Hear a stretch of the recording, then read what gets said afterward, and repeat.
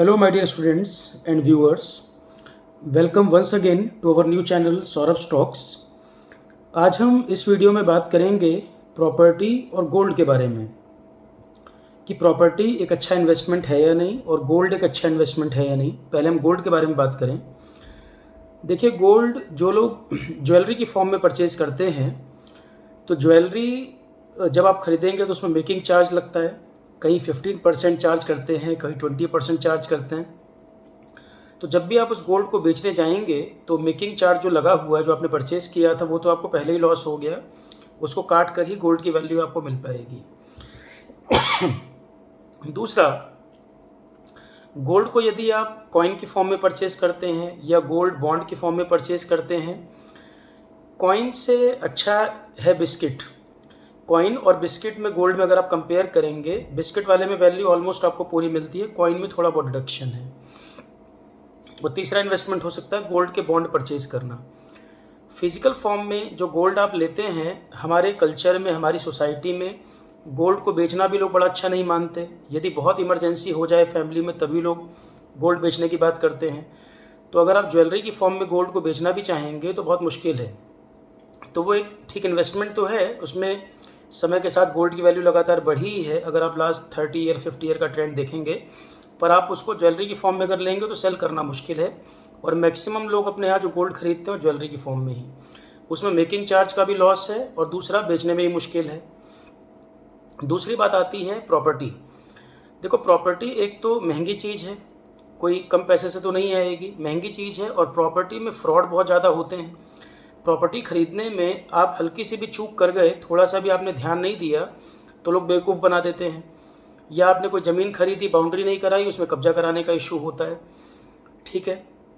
और प्रॉपर्टी में भी आपको ये देखना पड़ेगा कि प्रॉपर्टी हर जगह अप्रिशिएट नहीं कर रही है। जहाँ पे प्रॉपर्टी आपने ली है, क्या वहाँ पर अप्रिशिएशन आएगा? अगर आप उसको रेंट के पर्पज़ से प्लान करना चाह रहे हैं, रेंट आपको प्रॉपर मिलेगा। और प्रॉपर्टी के भी 2-3 पार्ट हैं।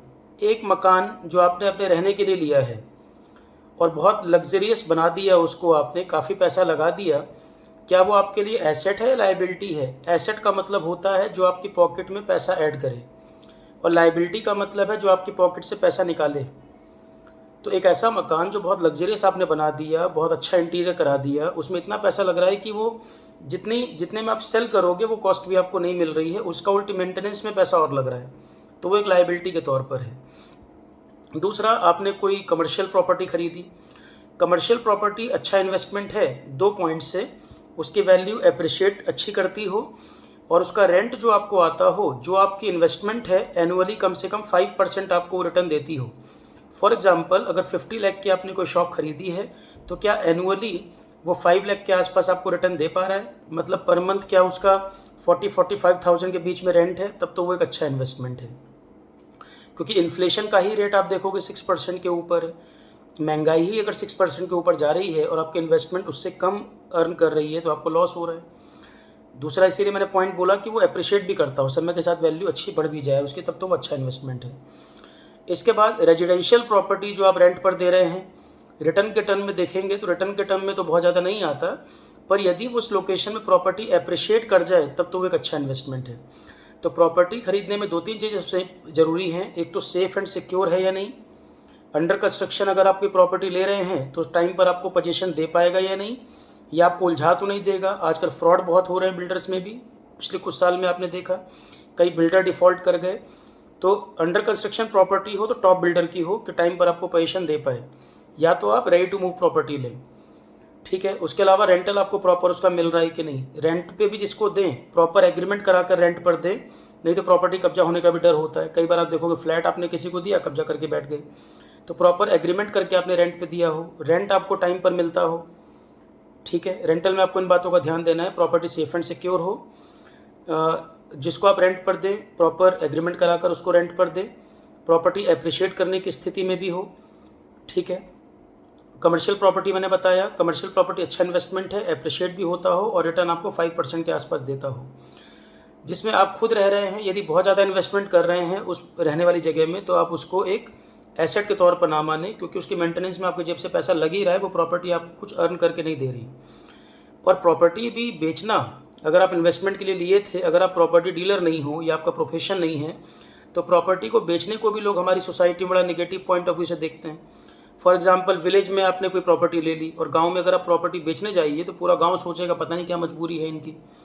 तो प्रॉपर्टी को खरीदना और बेचना ये दो अलग अलग पॉइंट हैं कि आप उसको ईजिली बेच भी पाएँ। और कई जगह प्रॉपर्टी ऐसा होता है कि आप तुरंत सेल नहीं हो सकती। आज आपको पैसे की ज़रूरत है, प्रॉपर्टी सेल होने में कभी जल्दी बिक जाए, कभी बहुत टाइम लग जाए। तो प्रॉपर्टी और गोल्ड की तुलना में अगर मैं इसको सीक्वेंस में अरेंज करूं तो safe and secure investment mutual fund, थोड़ा सा रिस्क ले सकते हो तो डायरेक्ट स्टॉक्स लेना, उसके बाद कमर्शियल प्रॉपर्टी, गोल्ड, फिर रेजिडेंशियल प्रॉपर्टी। सीक्वेंस में अरेंज करें अगर, स्टॉक्स बेनिफिट ज़्यादा है, रिस्क भी ज़्यादा है, उसके बाद म्यूचुअल फंड थोड़ा सेफ है, म्यूचुअल फंड के बाद पीपीएफ हम ऑलरेडी आपको बता चुके हैं, वो और स्टेबल है, रिटर्न उसके मुकाबले कम, म्यूचुअल फंड के मुकाबले पीपीएफ में कम है पर स्टेबल ज़्यादा है, सेफ ज़्यादा है। उसके बाद कमर्शियल प्रॉपर्टी, गोल्ड, उसके बाद रेजिडेंशियल प्रॉपर्टी का नंबर आता है। तो ये सीक्वेंस आप इन्वेस्टमेंट में सोच सकते हैं। समय के हिसाब से जैसे जैसे आपको इन्वेस्टमेंट अलग अलग क्षेत्रों में करनी हो तो ये चीज़ आपको हेल्प कर सकती है। और इन्वेस्टमेंट हमेशा डाइवर्सिफाइड होने चाहिए, अलग अलग एसेट्स में होने चाहिए। जैसे कि वॉरेन बफेट का स्टेटमेंट बताया था मैंने आपको, you must not put all your eggs in one basket. सारे अंडे एक ही टोकरी में नहीं रखने चाहिए, डाइवर्सिफाइड होना चाहिए, थोड़ा थोड़ा हर एसेट में। पर जो भी चीज़ इन्वेस्टमेंट करें उसको सोच समझ के, प्रॉपर तरीके से लर्न करके तब जाके उसमें इन्वेस्टमेंट प्लान करें, क्योंकि हर इन्वेस्टमेंट के प्रोज एंड कॉन्स हैं। इन्वेस्टमेंट आप जिसमें कर रहे हैं वो पैसा आपका टिकेगा, लॉस नहीं देगा, या लॉस देगा भी तो आपके लिमिट में है बियर करने के लिए, और कहीं वो पूरी तरह डूबने वाला तो नहीं है। तो आप प्रॉपर्टी या कुछ भी चीज़ खरीदें, गोल्ड जैसे खरीदें तो गोल्ड भी अच्छे ज्वेलर से लें जिसमें हॉलमार्क हो। गोल्ड हमेशा हॉलमार्क वाला ही लेना चाहिए, ठीक है। तो आई होप ये वीडियो आपको कुछ हेल्प करेगा। आगे के सेशन में हम और डिटेल में स्टॉक्स वगैरह के बारे में बात करेंगे। Okay students, all the best.